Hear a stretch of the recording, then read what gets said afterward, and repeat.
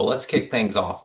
Welcome, everybody. So glad that you've joined us today to learn more about sleep, and I'm so excited to spend an hour talking about sleep.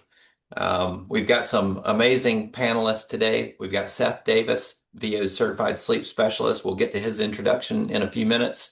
And we've also got one of our famous coaches here at Veo, Chase Brannon, on the line with us. So he coaches many of our members and helps our members work on their sleep quality and sleep efficiency. So he'll be chiming in later in the presentation as well. For those of you that don't know me, my name's David Harvey. I'm the CEO of Veo.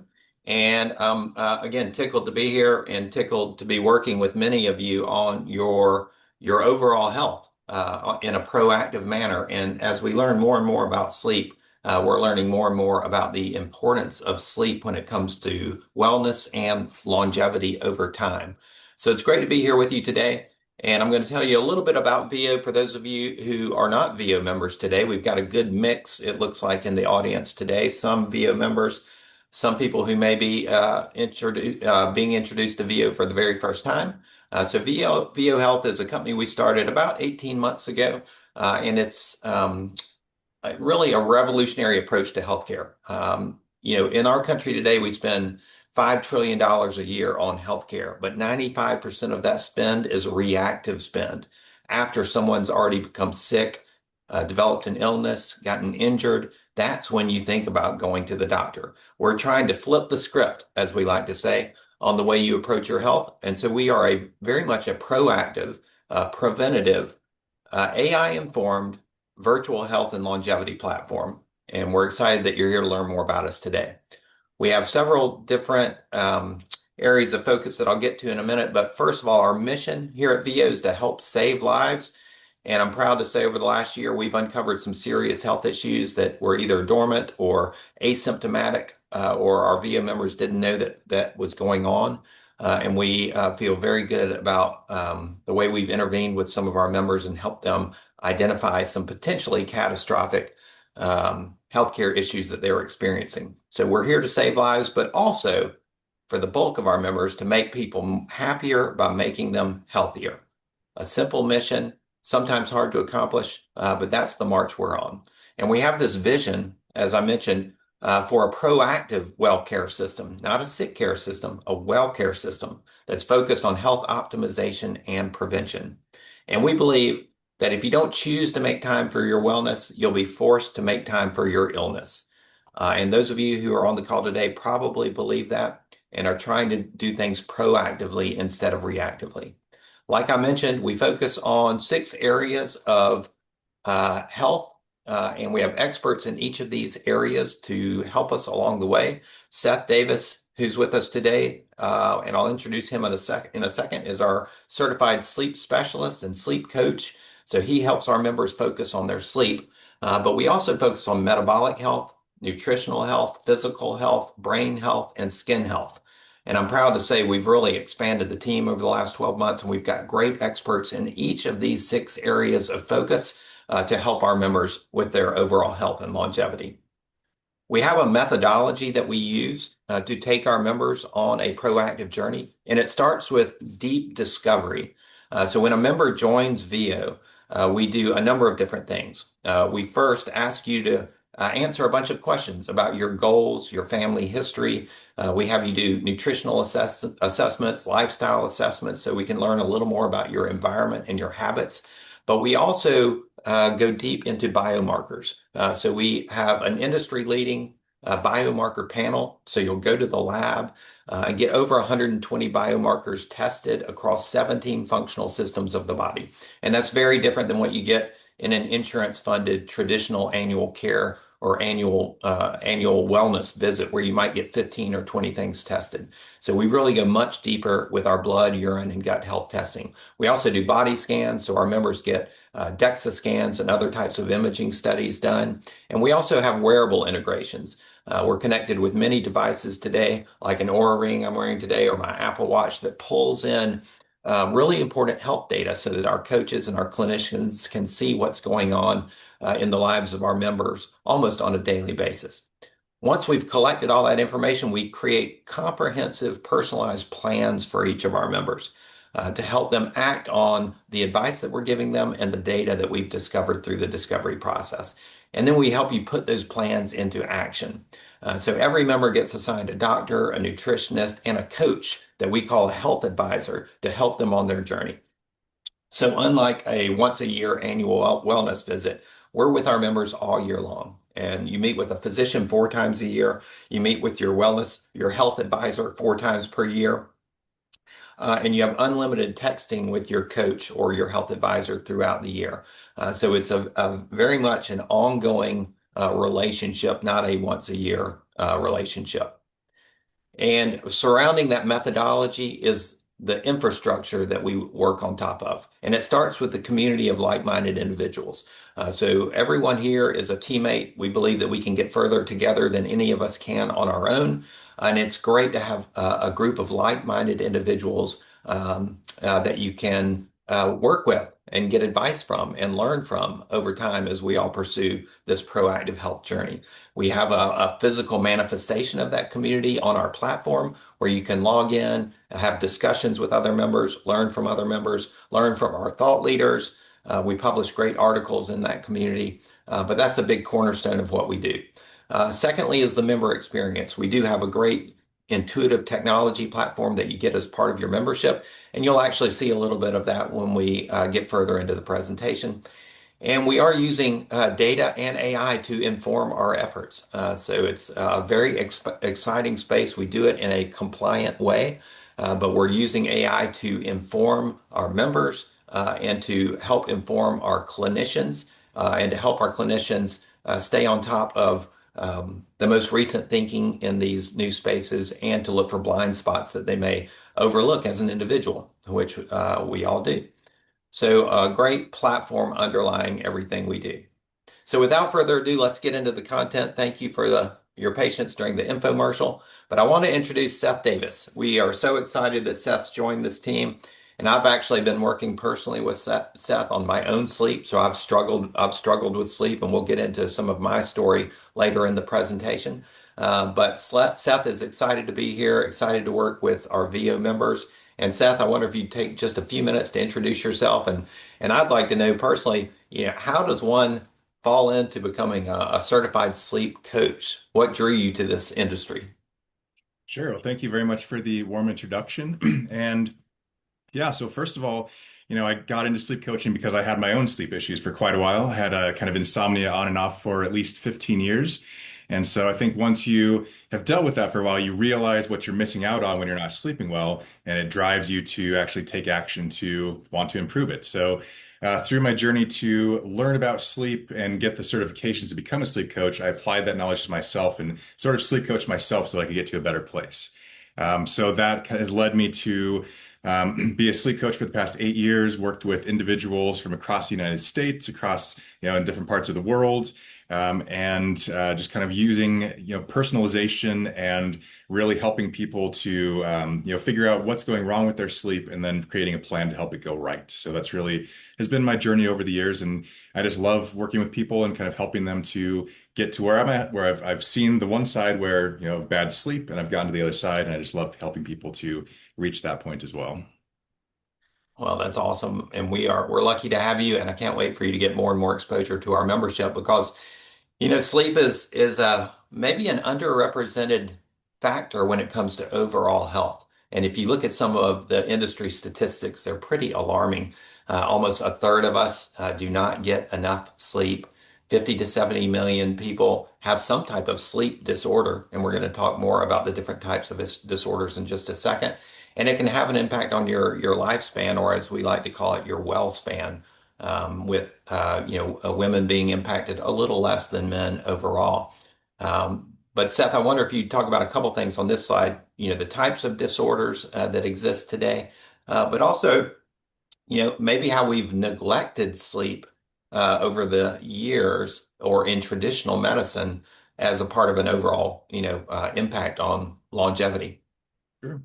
Yeah, well, I'll start out with the just kind of neglect. And I think it's one of those things where, we definitely prioritize sometimes nutrition, we prioritize exercise and things like that. Those are more widely known, but sometimes sleep is something that we sacrifice. Maybe we need to work hard or just for whatever reason, we kind of sacrifice it or we tolerate bad sleep. And so sometimes people put up with that for years and decades.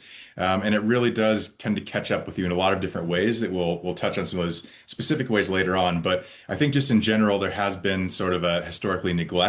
And I'm happy to see that over the past, decade, I'll say, there really has been a more of a focus on sleep and recognition of its importance. So I think more and more people are motivated to actually fix their sleep now. Hmm.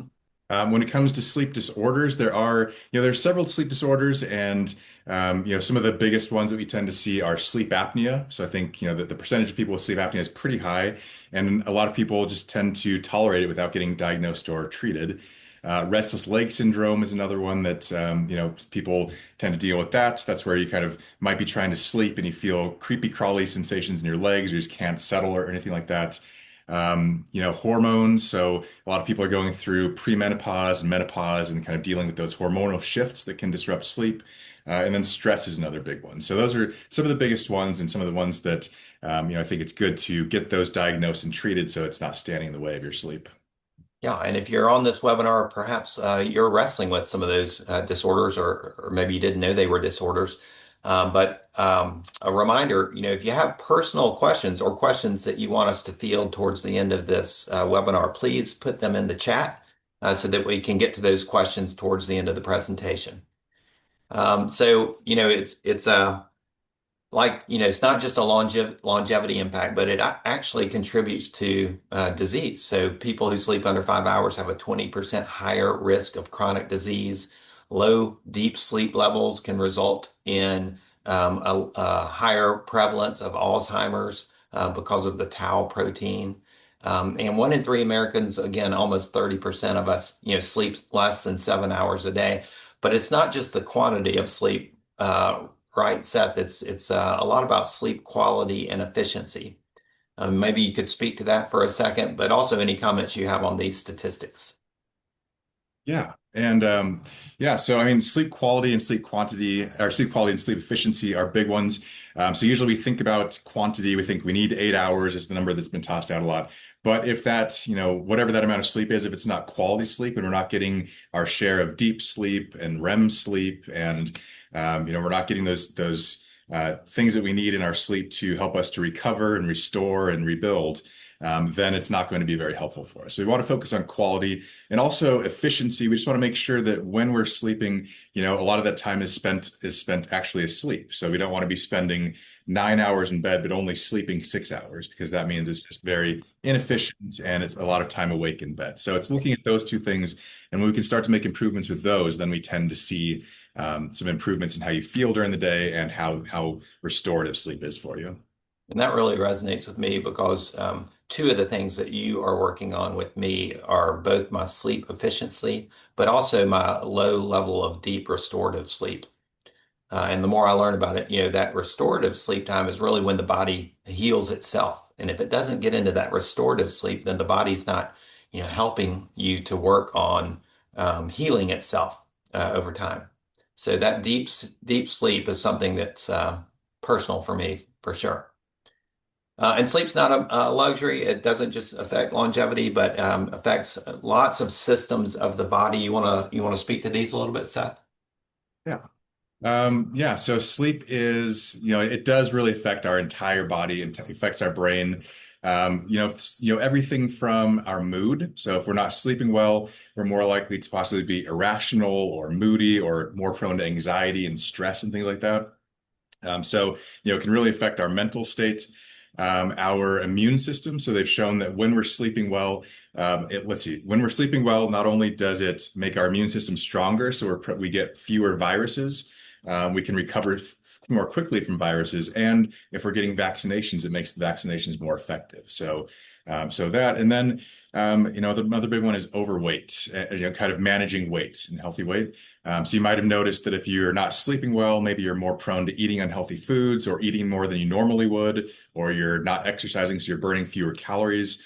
So it really plays a role in helping us to have the energy and kind of make those better eating choices so that we can maintain a healthy weight. So Hmm. For yeah, sure. but For sure. And there's symptoms that go along with those things. You want to speak to some of the symptoms? I certainly have a couple of these. One of the things you've helped me with is my afternoon crashes. But speak to these a little bit, Seth. yeah, so afternoon crashes. If you've ever, had a poor night of sleep or a poor week of sleep, and you get to the afternoon and you're just ready to, you just can't survive without a nap, or it's 5 p.m. and you get home from work and you just crash on the couch because you just have no energy left. That is one of the things we see. Another one is, kind of having a foggy memory. So if you've ever had a poor night of sleep and you're sitting there at work staring at the computer and it's just like, you're rereading the same lines twice and you can't focus. That's another big one. Another one you might not think of is digestive issues and gut issues. So sleep is really closely tied to the gut and to digestive issues. And if we're not sleeping well, you might be more likely to experience reflux or other digestive issues where you're kind of uncomfortable. And so when we're sleeping better, it kind of makes us better in these areas and make it so that we can sort of just feel better and not deal with these things on a daily basis. Mhm. I was talking to a Veo member this morning, and we were discussing how to maintain great brain activity as we age, and how to stay mentally sharp as we age.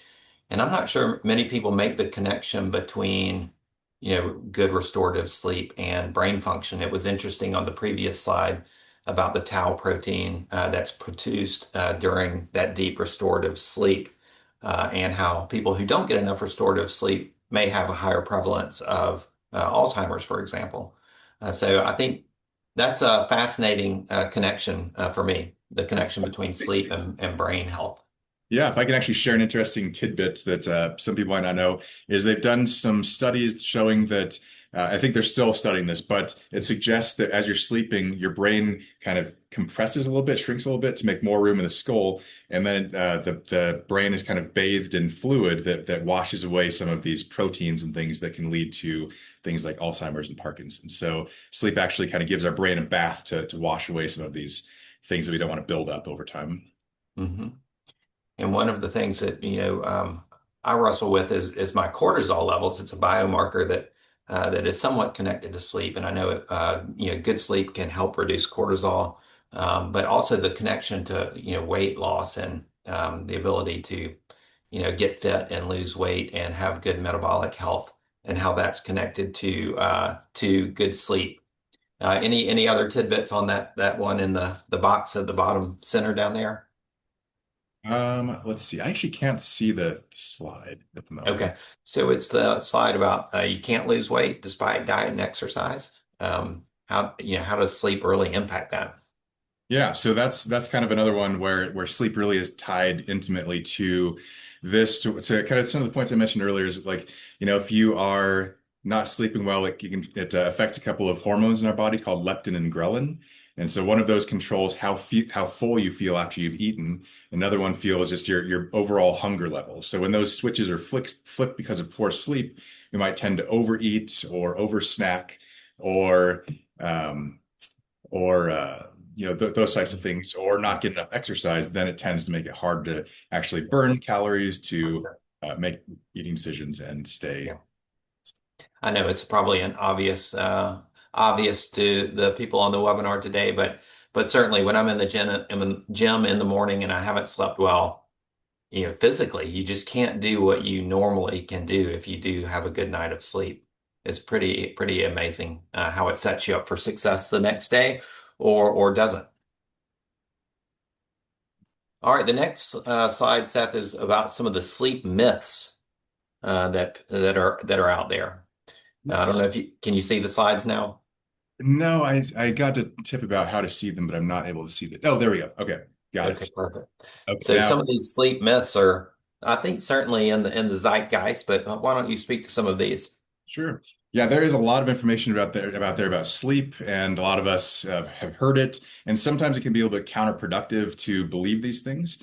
A few of these, everyone needs 8 hours of sleep. So it's not a boilerplate amount. Some people, thrive on 6.5 hours of sleep or 7 hours of sleep. Some people need 9 hours of sleep or 9.5 hours of sleep. So there's really no certain amount for everybody. And so some people, the person who can only sleep 7 hours no matter what, but they're perfectly healthy, if they try to get 8 hours, it's going to be stressful and frustrating, might even make it harder to sleep.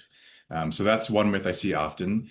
Another one, I can only improve my sleep with medication or supplements. So I see this often where people have a cabinet full of supplements or medications. And so it's kind of, a big part of it is thinking about how we think about sleep and how we behave around sleep. And when we can start to make adjustments with those, then people start to gain confidence that I can sleep well. Maybe I don't need this cabinet full of things. I'll catch Let up me on. pause you on that one. I do a ashwagandha supplement each night.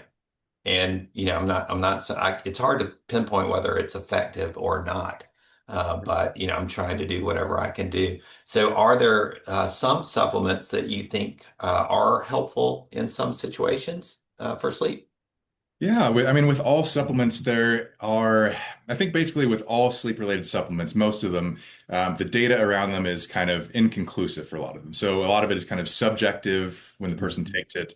And so it's hard to really stand behind any one.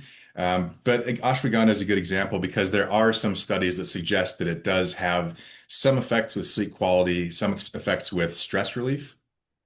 So I think it's still being studied, and it's hard to really say yes to any one certain thing. But studies suggest that ashwagandha could be useful, magnesium could be useful, um, even some things like tart cherry juice could be helpful.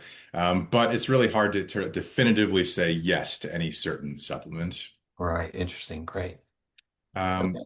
yeah, and then I'll just go through these other ones quickly. So I'll catch up on sleep on the weekends. There's something called sleep debt, where if you go through the week and you're not getting enough sleep, and then you try to catch up on the weekend, you can never fully recover that sleep debt that you've accrued. So we always work to try to make sure that sleep is consistent across the week as much as possible, rather than going shortage, and then trying to catch up on the weekend. And No, that's one thing finally, you've worked with me on having a kind of a consistent wake up time, even on the weekends. yeah, the body responds well to consistency, and the brain does too. So when we have that consistency, the body knows what to expect, and it takes comfort in it, and we tend to see that reflected in sleep quality and overall sleepability. Mhm.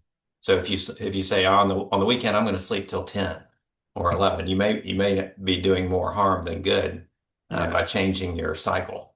Yes, that can mess with your circadian rhythm, your internal clock. Can also affect just your ability to sleep on those nights where you're either, sleeping, staying up early, or going to sleep early, or waking up late the next morning. It can really Mhm. affect things downstream. Okay. And then finally, I'm just a bad sleeper. Nothing can help. This is something that I hear a lot of people when a lot of people come to talk to me, they either say, I've always been a bad sleeper, or they say, I was always a good sleeper until. So, in, one form or another, they believe they're broken. Nothing can help. They've tried everything. And so I think we've proven that for the majority of people, there's things we can do to start to improve things. So I think we can start to bust through that myth and be more positive. Nice. Great. And I know in your practice, you focus more on the right two boxes. But tell us a little bit about, how people can, begin to address their sleep. Sure. Yeah. So this slide really goes to show that the root causes of sleep issues can really have different multiple causes. They can be multifactorial. So they can have some from the left column, some from the middle, some from the right. And so there are some that are rooted in physical and medical factors. So we talked about hormonal imbalances. We talked about chronic pain, sleep disorders, metabolic problems. So those all fall into kind of the physical and medical factors, which is Mhm. why Veo Health is so great, is because they do have people to address all of those, to help diagnose them, help you have a plan to treat them. Mhm. What I do falls more into the middle, so behavioral and environmental factors and cognitive and psychological factors. So, as I mentioned, kind of how we behave around sleep and how that influences sleep and how we think about sleep.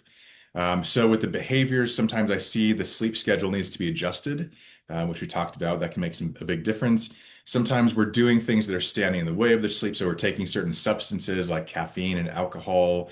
We're doing things like that. Sometimes our environment is not really set up to support us.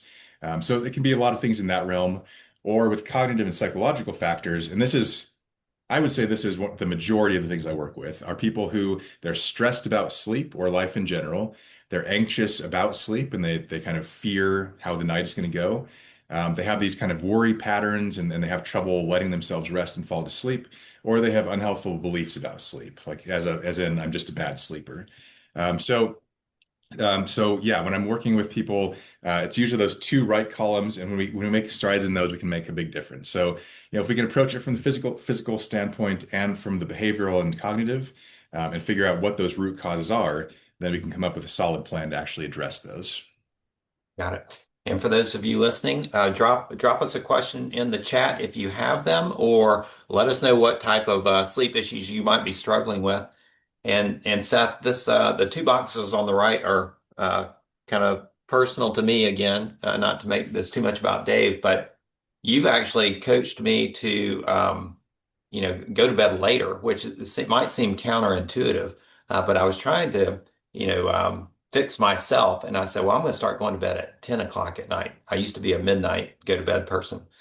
But then you taught me a lot about sleep efficiency, and just because you're going to bed early doesn't mean you're getting more sleep.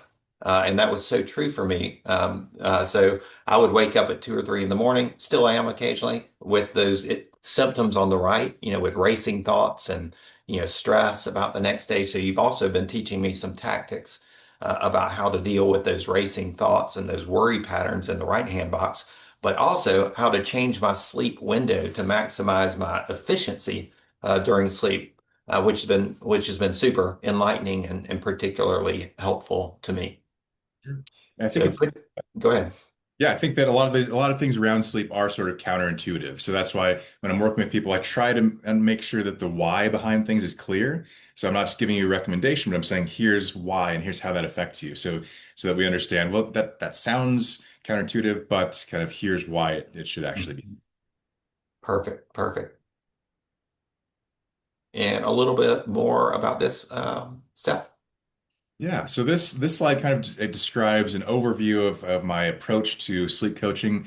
So I've been certified in cognitive behavioral therapy for insomnia, and so that's a mouthful, first of all. But really, it's focused on those behaviors and thoughts around sleep. So it's taking a look at you specifically as a person, seeing you're struggling to sleep, you're having trouble falling asleep or staying asleep.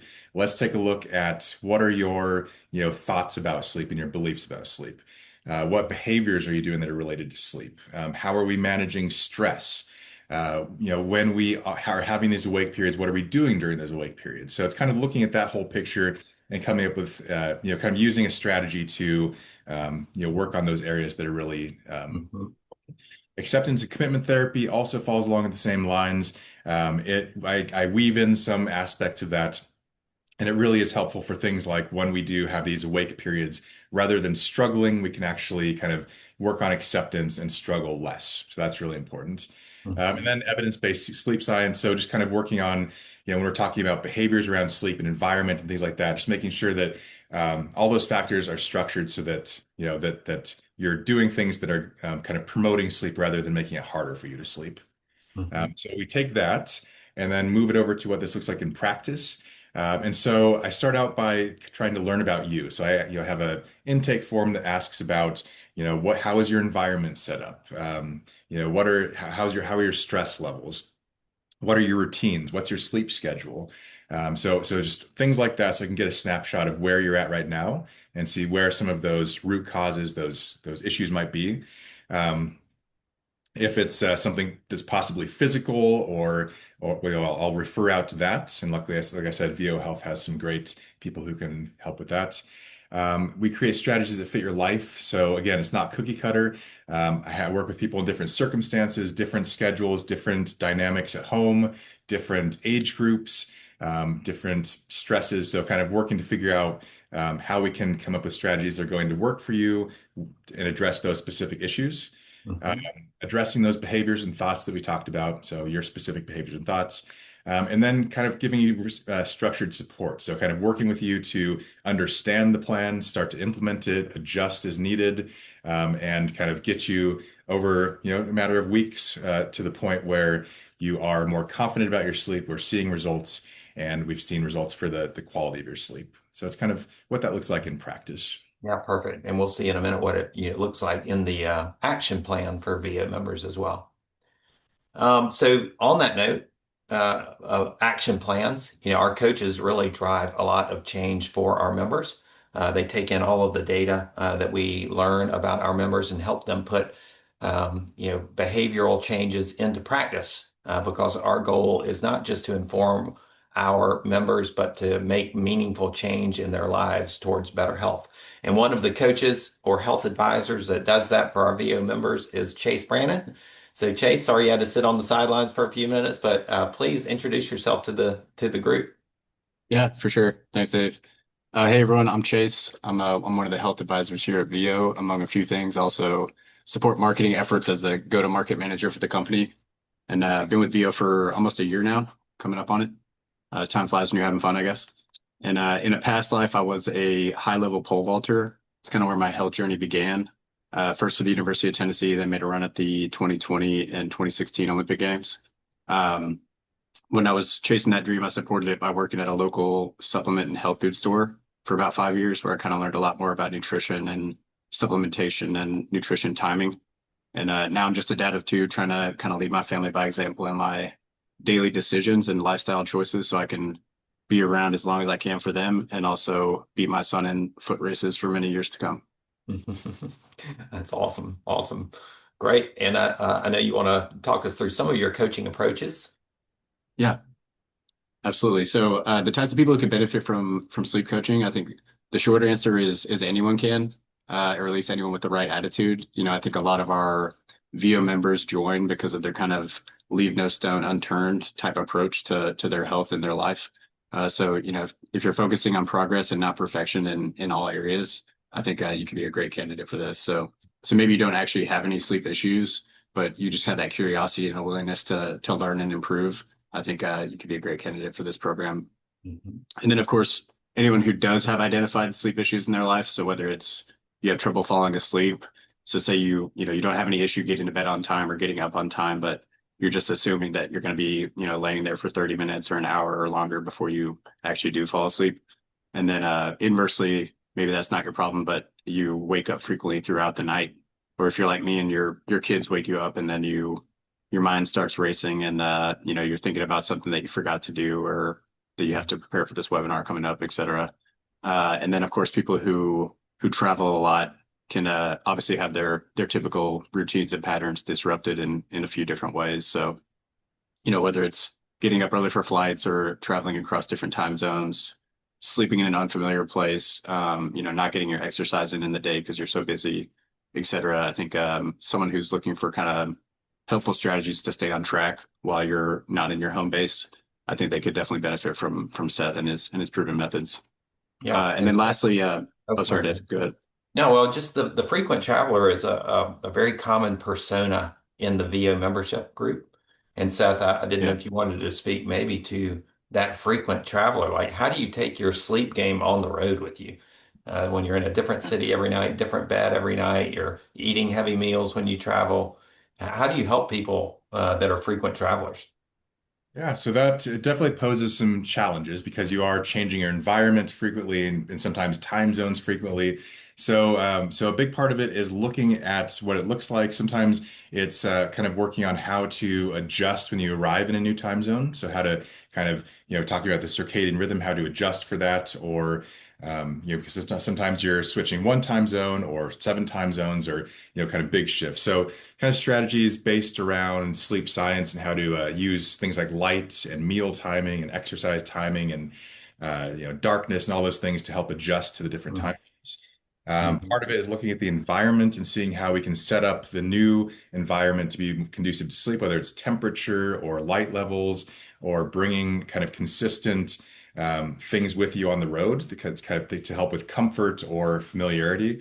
to Mhm. help your mind relax, to, kind of working on maybe relaxation techniques that can be helpful to, help the mind relax, help you kind of settle in a new place. So again, it's kind of looking at you specifically in your travel and seeing where we can come up with strategies to help with some of those things. Got it. Thanks, Chase. Yeah. And then, and lastly, just someone who could benefit from sleep coaching would be maybe someone who does really well with the structure and like a clear path to get there. So if you like a roadmap and, some accountability to help you reach a certain goal, I think all these types of people could benefit from something like this. Yeah, for sure. Awesome. So how it works with Veo is step one is you do need to become a member, and I know a lot of you on this call already are, and we love working with you, but would love to have every single one of you on board. I truly believe Veo is healthcare how it should be, focusing on proactive and educational approaches versus just reacting to symptoms like Dave mentioned, like the other 95% of healthcare does. But so once you are a Veo member, as your health advisor, I can help identify a sleep opportunity.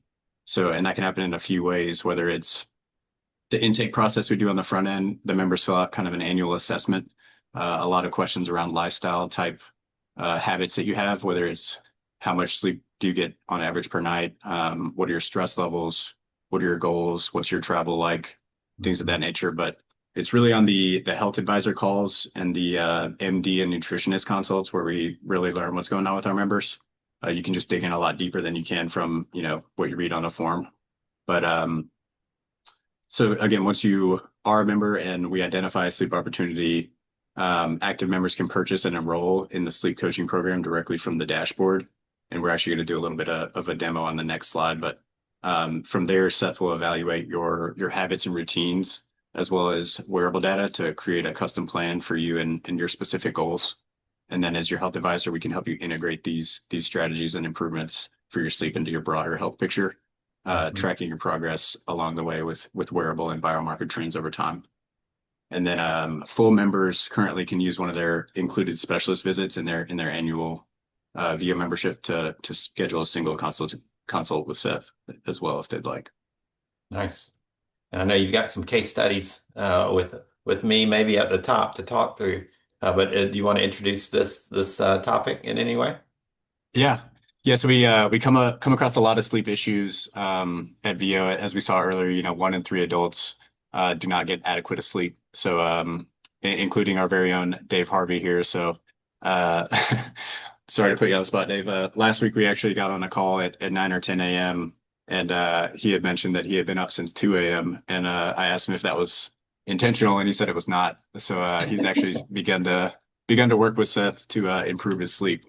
And Dave, would you mind actually pulling up Yeah. your Veo dashboard on the wearables? Let's do it and let's make sure this goes well here with my screen sharing. So somebody just give me a confirmation if you can see my login screen here. Yes. Okay, great. So for those of you that are VIA members, you're very familiar with this. But let me get logged in here. And when you do log into your VIA platform, you land on this dashboard. And we're certainly not going to go through all of the dashboard, but this is where we track your body scans, your biomarkers, and we also track wearable data. So if you haven't connected a wearable device yet, please do. And some people don't have wearable devices, but if you do have them, it can give our coaching team and our clinicians and our sleep specialists like Seth a lot of great insights on your health and how your daily health is evolving. And so on this screen, you can see we have a number of different devices that you can connect to the platform. Many of them do provide us with sleep data. You can go onto your dashboard and you can actually see which data elements we receive from each device that we can connect to. But sleep is an important part of it. So these first two reports really, speak to my sleep personally. And you can see, like last week, Chase, this may be what you were referencing. Number one, very little deep sleep. So on average, 35 minutes of deep sleep last week.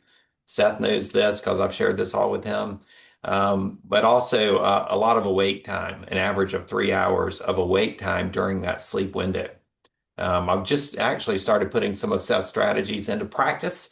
I have had a much better week. I have shrunk my sleep window altogether, as I mentioned to you earlier, but I am experiencing a better week. We'll see how sustainable that is, but a little less awake time and a little more deep sleep. But having our clinical team be able to see this data is helpful. And Chase, you kind of will proactively intervene with members if you're seeing something that looks out of whack, right? Yeah, exactly. And again, we're trying to get more members aware that this is a feature that's available to them if they are wearing any kind of fitness device. But I was looking through some of my members last week and preparing for this webinar. But I had noticed that he had increased his awake time by 43 minutes from January to March. So it was a kind of a great incentive for me to check in with him and see what's going on there. And then, of course, loop in Seth if it feels appropriate to bring in the Mhm. specialist for that particular issue. Right. And there's other, Seth, do you look at HRV or resting heart rate as sleep indicators when you work with your members? I mean, we could definitely look at trends to see, as we're working together, if we can start to make improvements with those. Um, Hmm. so yeah, I think it's a useful benchmark just to see kind of where we are and see if we can influence that by improving sleep quality. And you look at trends over time as opposed to, daily metrics, I would imagine. Correct. Yeah, I think just over time, some people honestly get super focused on the daily thing, which can be a little counterproductive for them. Uh, Hmm. so I focus on trends over time for Yeah. myself.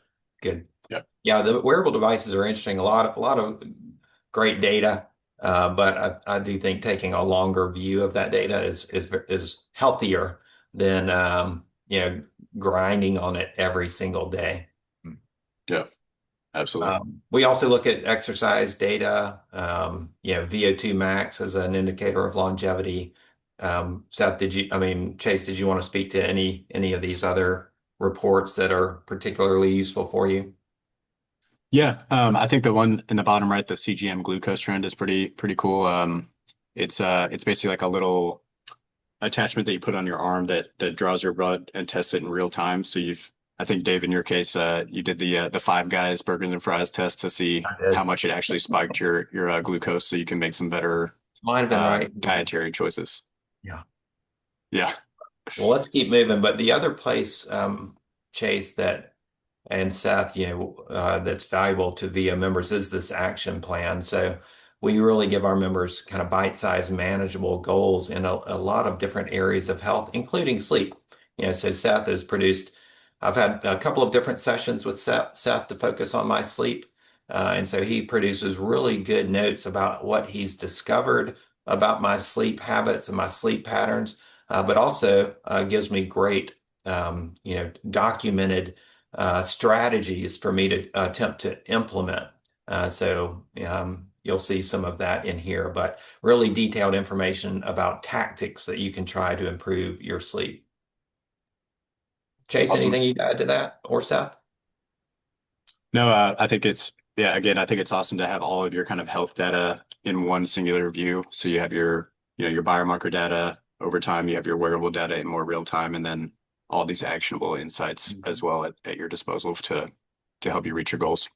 Let's try to spend just a couple minutes here to finish up and get to that Q&A. But Yes. Chase, I know you've got a couple other people or VIA members that have stood out to you when it comes to Yes. sleep. So yeah, I think I've covered a couple of these, but I will get the others as well. So I have a CFO who's been running on 6 hours of sleep for years.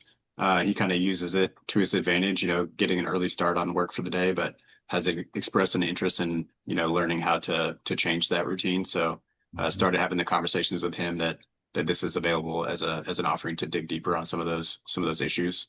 And Mhm. then back to the travel, I have a business owner member who is on the night or on the road over 200 nights per year.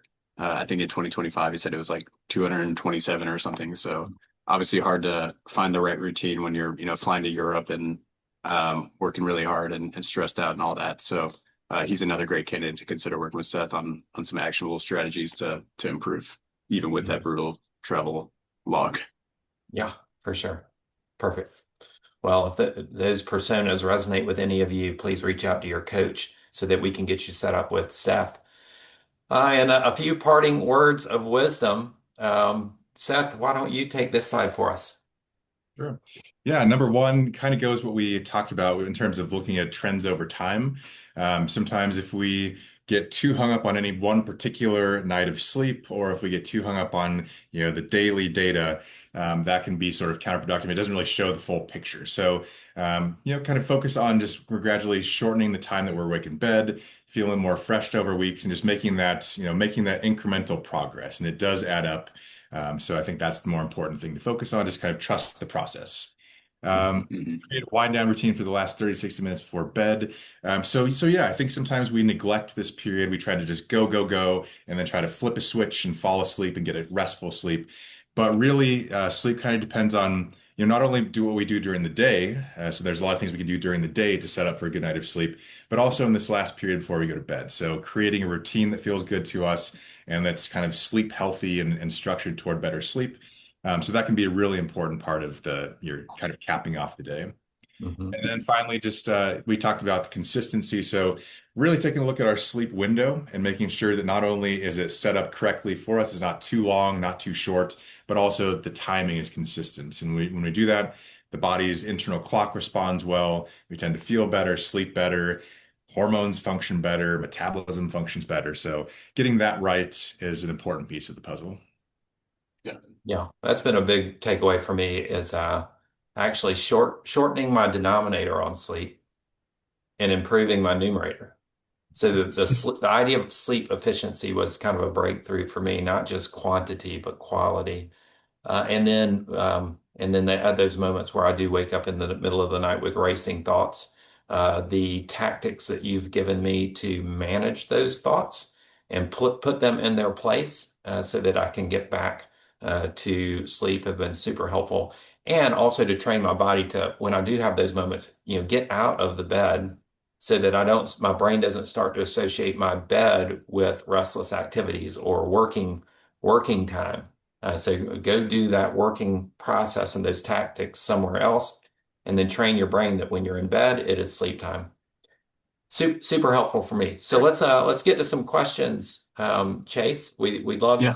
if you have questions, please put them in the chat. I know we've gotten a handful, so Chase, why don't you walk us through those? Yeah. Looks like the first one is how accurate is the sleep monitor on an Apple Watch? Any thoughts there? Yeah, so I think, a lot of the different sleep trackers have varying levels of how accurate they are.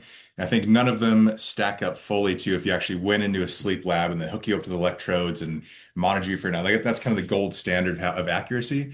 So a lot of these wearables and nearables, so things are set up on the side of the bed or, mattress toppers that measure, they all have varying levels of accuracy. So I think, kind of one of the things to look at is, again, kind of the trends over time. So looking at trends, not taking any data with as absolute, kind of take it with a grain of salt, but they can be accurate in helping you to see, what's your total sleep duration. They're usually pretty good at that.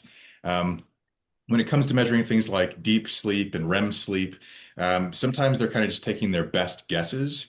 So some of them can have better guesses than others. But I think, again, kind of just looking at it trends over time. So when we are looking at the data, we can definitely see if things are increasing or decreasing. We can see where I think something might be low. But yeah, none of them are really 100% accurate. So I think the Yeah. last I saw around like 70 something percent accurate. Okay. And do I've you wear enjoyed one personally, I've Seth? enjoyed my Aura Ring. I feel like it's a pretty good, consistent tracker of sleep. Yeah. Yeah, I think Aura is kind of on the higher end of things. Mhm. I wear an Apple Watch, but I take it off at night to charge it. Um, so, Okay. so I kind of, sometimes, as I talked with David about, sometimes, for some people who they are really tied to the data and get too wrapped up in it. Sometimes I say, let's almost, take that, put it in a drawer for a couple weeks and focus more on how you feel, that subjective opinion. Mhm. Mhm. Sometimes that is as accurate as you're going to get. So it just Yeah. kind of depends on the person. Great. And then got another one here. If heavy exercise triggers episodes of RLS that night, is there something that can be done short of prescriptions to mitigate the RLS onset? Yeah, I think that's one of those things where it's partly, I mean, it's a physical thing. So, And just remind everyone what RLS is, if you don't mind, Seth, again. sure, yeah. Oh, So it stands for restless leg syndrome. And so for a lot of people, that can kind of manifest as you are, it's nighttime, you're trying to go to sleep, and you might feel kind of a creepy, crawly sensation in your legs, or you feel like you have to keep moving your legs just to get comfortable. A lot, some people do deal with this. And so this is where I think it's great to talk to sort of your medical person and get that diagnosis. If there's, supplements or medications they recommend, that's kind of the first step. But then if you are dealing with an instance where maybe you're exercising, it kind of triggers an instance of this. I've had some people who have said that, stretching or foam rolling has been kind of helpful for them, or either self-massage or having a partner massage their legs can be useful. For some people, maybe like a warm bath or a shower can be sort of relaxing for the muscles, or just kind of a light and easy walk around might help to relax them a little bit. So those are some of the things that I've had people say have been helpful for them in cases. Beth, is there a rule of thumb around how late you should exercise? Like how many hours do you need between the time you finish exercise and you go to bed? Is there any rule of thumb around that? Yeah, just for the general population, this is not, I don't know if there's a different recommendation for people who deal with RLS, but for just the general kind of layperson, historically, the advice has been to try not to exercise vigorously within 3 hours of sleep. But just over the last few years, they've started to maybe narrow that a little bit and say maybe it's more like 1 to 2 hours before sleep. So I think the studies there are still going on. But the basic idea is that if you do exercise too closely to your bedtime, you are probably going to elevate your body temperature, which can make it harder to wind down for sleep. For some people, it's very stimulating. And so just the hard exercise stimulates you, can make it harder to wind down and sleep. So I think it's important for the individual to kind of pay attention to how their bodies react to sleep and how it affects their to exercise and how it affects their sleep, and then kind of adjust accordingly. So that's sort of the personalization piece of that. All right, we've entered the speed round section of the webinar. So Chase, let's see if we can rattle through three or four more really quickly. Yeah. Yeah. What is the target of deep sleep amount? Target of deep. So yeah, usually there's kind of a recommended percentage. So off the top, I'm trying to remember exactly. I believe it's 15 to 20% is the target percentage. I'd have to double check that to be sure, of your total sleep at night. But I think it's important to realize that can change over time as you age. So there are certain circumstances where that might change over time or things like that. But I feel like 15 to 20% is right. But I'd have to double check that though. Okay. Okay. Awesome. And then this one, maybe a little less serious, but is doom scrolling Facebook for 30 to 60 minutes in bed before sleeping a good wind down routine? It's usually recommended. Okay. Because one of the things you'll hear is that the phone or the tablet or whatever it is, it's putting out kind of bright light, which might be a barrier to help us fall asleep or produce melatonin that we need to help us fall asleep. So that's the first one. But probably more importantly is that the doom scrolling, you might be either looking at content that's kind of stimulating, so it makes it harder for your brain to transition to sleep, or it could be stressful content. So maybe you're looking at stressful videos or stressful posts, and stress raises cortisol, gets your brain kind of wired, and that can make it harder to sleep or get quality sleep. So I would say if we could replace that with a more kind of relaxing, calming activity, that's probably in the long run, probably the smarter way to go. One thing that was Yeah. interesting for me, Seth, is, I described to you that I have a routine of listening to podcasts to help me wind down and go to sleep. But your focus on the content of those podcasts was very helpful to me because some of the material, the audio books or the content I was listening to was very stimulating mentally. And so that prevented me from winding down. But other content like science fiction, or even listening to the Bible, sometimes I listen to the Bible, that is much more calming and it actually helps me wind down instead of hurting me to wind down. So the content matters. That was a good takeaway for me. Yeah, that really goes to show the personalization. What works for one thing is not going to work for another people thing. For myself, like I know that some people, if you watch like a zombie movie, you're going to have nightmares and have trouble sleeping. On the other hand, I could watch a zombie movie and I'd go to bed just fine. So it's really just kind of up to, by the individual, person by person basis. Yeah. Chase, one more? Sure. Yeah. Let's see what we got here. What's the most common behavior you see that disrupts sleep, such as alcohol consumption or eating too close to bedtime? Let's see. I would say, well, I mean, if we're talking behaviors, if you count this as behavior, one of them is that sleep window. If you count that as behavior, that's one of the things I see most often. I think a lot of times making adjustments to that does improve the quality of sleep, and it can make it easier for people to sleep. Um, let's see. And then another one. Yeah, alcohol is pretty common. Some people just don't realize the effects that alcohol has on sleep, and some people actually do take alcohol to try to help them sleep, which it can help you to actually fall asleep in the beginning because it's a kind of depressant or it's a yeah, kind of it kind Mhm. of brings you down. But in the middle of the night, it switches, and you're probably not going to have very good sleep or very quality sleep. So there's kind of a myth there that alcohol is a nightcap, helps me sleep, when it's probably making you have not a very good night of sleep. Super. Excellent. Seth, thank you so much for being our guest of honor today. Chase, thank you for being our guest and our representative of the VO member today. For those of you that aren't VO members, we hope you'll join. We're doing some amazing things to help our members live healthier, better, and longer lives. Sleep is a pillar, one of our 6 pillars that we focus on with our members. And I thought today was just a great introduction to the topic of sleep health. And I hope you've taken away what I've taken away over the last several weeks of working with Seth is that Seth is a great resource for our VO members. It can really help you improve this area of health in your life. So go to our website, www.vo.health, and join today. If you're an existing member, remember if you're on the full membership, you get 4 visits with one of our clinicians per year. And you can choose to use one of those visits for time with Seth. So we'll hope you'll consider that as well. Thanks for joining in. Thanks, Seth. Thanks, Chase. Have a great day, everyone. Sleep well. Thanks, Dave. Thank you, everyone. See you.